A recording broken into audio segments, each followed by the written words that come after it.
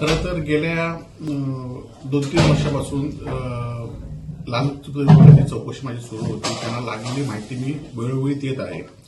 परंतु आता पुन्हा एकदा त्यांनी मला कालच मला त्या पोस्टाने रजिस्टरद्वारे त्या नोटिसा मिळालेल्या आहेत मला आणि माझ्या पत्नीला.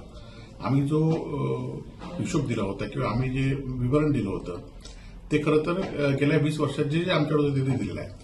परंतु पुन्हा त्यांना 20 वर्षापूर्वी जे काही कागदपत्र पाहिजे असं त्यांनी त्या पत्राद्वारे मागणी केलेली आहे. खरं तर आम्ही जी आमची प्रॉपर्टी होती, जे आमचं इन्कम होतं ते सगळं दाखवण्याचा प्रयत्न जे होतं ते खरंच 100% आम्ही पूर्णपणे दाखवलेलं आहे.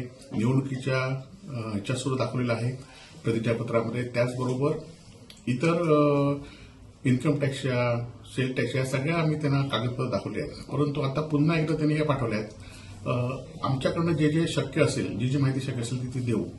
परंतु 20 वर्षामध्ये आज कुठला खरं तर 20 वर्षांपासूनचे कागद किती जणांकडे उपलब्ध असतील ही पण माहिती या ठिकाणी खरोखर घेणं गरजेचं आहे.